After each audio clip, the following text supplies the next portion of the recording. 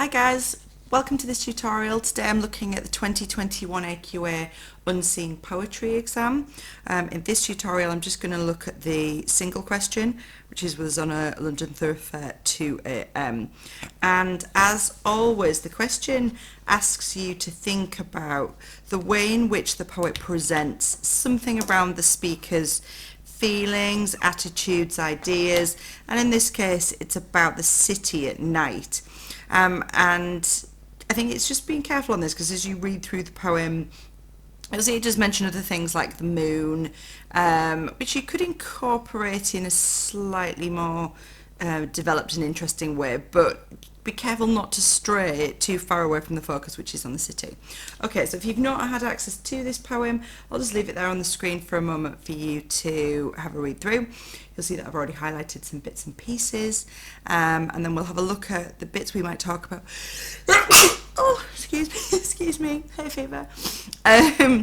So I've highlighted a few bits that I would think would be worth mentioning. Just a reminder that this is worth 24 marks, and you're going to be spending about half an hour on this single poem, about 30 minutes. What I would be trying to do is to try to think about this 30 minutes being spent making sort of 3 or 4 points, but 3 might be good, 3 developed points about the poem. And you know, there are different ways of approaching this. Sometimes I might advise students to do a sort of paragraph on the subject, the style, and then the structure. So one way you sort of bring in your quotes and ideas about the subject being kind of what is it about in basic terms, and the style being language, structure being structure.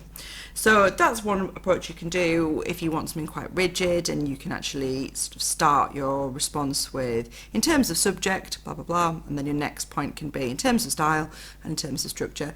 But I don't want to be too rigid with that, and I think, you know, this is an opportunity for you to sort of offer your ideas and thoughts about a poem you've not experienced, and you know, be looking for your original ideas.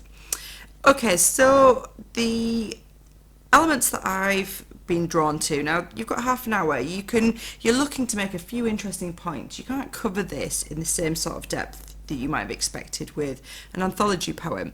But I'm drawn to this opening line, and always have a think about what the writer focuses on at the beginning of a poem. To me, this is oxymoronical. The idea of watering a street. A street is an unnatural thing. It's made of tarmac or concrete. It doesn't need water, so it just feels, or it draws attention to me to the kind of unnatural nature of cities. It also makes me think of it being a bit of a waste of water as well, and the idea that in these sort of unnatural cityscapes we sometimes end up sort of wasting resources. But anyway, this certainly highlights to me the unnatural nature of it. And then you get the glare of lamps. Now, we do talk about lamps in terms of light, in terms of glare, but I think you could kind of go down a line of it being quite personifying. It feels quite, to me, quite hostile. And then when you look at that connected to those adjectives, cold and white, certainly the coldness there, it's evoking a real sense of sort of hostility. It's not a warm light. Now, there's plenty here that we could be talking about. We could talk about the street looking like a slow-moving river. Again, this idea of contrasting with or conflicting with a natural scape. But then we could even focus on the details, the people of the city, and the fact that the poet or the speaker focuses, rather than sort of, you know, wealthy people going about their business, there's a focus here on night walkers and tramps. So perhaps people who are less mainstream. I'm going to put that point here. But the actual next point I really wanted to mention was about, you know, this declarative. A declarative is a statement sentence. But this declarative uses some sibilant adjectives, hissing sounds, to call the city squalid and sinister. And I think you could do quite a bit, couldn't you, with you know, what the speaker kind of thinks about this. And again, we've got the river leading nowhere. There's this sense again of the streets. There's almost a kind of futility or pointlessness to what the speaker sees.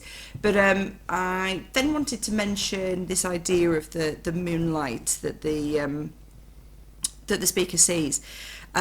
Only in terms of its connection to the city. So the moon can't light the city, it is too bright. But I think a really sophisticated point here is that change of pronouns. The moon is described in terms of she. She can't light the city, it is too bright. So if you think about she, it's gendered, it's a gendered pronoun, and therefore gives it a bit of an identity. Whereas the city is given this kind of anonymous it, and therefore again it feels a more kind of detached and anonymous type of place, really, in space. And here within this verb phrase of it glitters coldly, we could zoom in on that adverb, seeing how it links back to. So if you can hear a noise, my cat's pouncing around my table. And so glitters sounds quite pretty and quite sort of delicate, but coldly reminds us that although it's light and bright, it's ultimately quite hostile. And then we get that contrast, don't we, to loving the moonlight, which is familiar, juxtaposed with the alien nature of the city, which feels really quite hostile and really quite unpleasant. Okay. Right, what I wanted to just do now is to focus on my start sort of response to this question. I haven't done a full response to this, but hopefully you could get a feel for this. As always, I kind of pitch my responses at the highest level, and I think you always need to start off with that sort of rephrasing of the question. So the writer presents the speaker as feeling, whatever it might be, and it just focuses your response on the idea of engaging with what is the speaker kind of communicating about that place.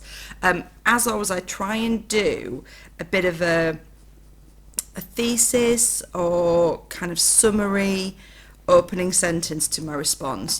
So and I usually achieve that by just doing a list of 3.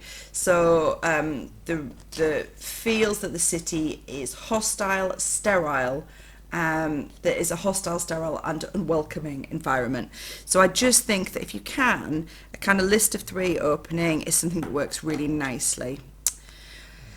Now, I tend to, you can just kind of start wherever, but I think there's something quite useful about going through a poem chronologically, because it does help you focus on elements of structure almost unconsciously. So I'm going to talk about the poet begins by focusing on the lack of warmth or comfort produced by the cold white lamps. So I've just kind of got an embedded quote here, which is quite a nice thing to do. This paired so I should have said paired with the glare of lamps highlights the unwelcoming and inhospitable nature of the city. So it's the idea of kind of getting a couple of examples rather than just the one. The opening oxymoronical image of watered the streets focuses readers' minds on the bizarre waste of water, the idea that rather than a beautiful natural environment, water is used to clean down streets. So again, I've got my kind of my example here, and I've got a method in here. I've got a technique here, which is the nature of it being an oxymoron. I've got my video quotes, just trying to do the skills here. And then I'm thinking about the effects of that example, which I've detailed here. Later in this stanza, again, using structural terms, later is a structural term stanza, the poet uses the sibilant adjectives. So again, I've got some technique here. Squalid and sinister, which helps to reflect their feelings that the city is not only cramped and dirty, squalid, but also has a threatening atmosphere. I really like as an expression when students use this, not only, but also. It just sort of shows the examiner that flags up to them that you're not just saying one thing, that you've got multiple, you've got a second interpretation for that. And then I'm zooming in a bit like I would language question, really, to kind of focus in a bit more depth, in a bit more detail. To say sinister implies that the speaker recognises a sense of danger to the city, which is perhaps because it is alien and unknown. And I would go on like that in the same vein. So you can see a bit of a mix of structure and language, making sure I've got evidence in there, quotes, focusing very much on what the poet is doing and thinking about those effects on readers. Okay guys, I hope that was useful. Thank you for watching.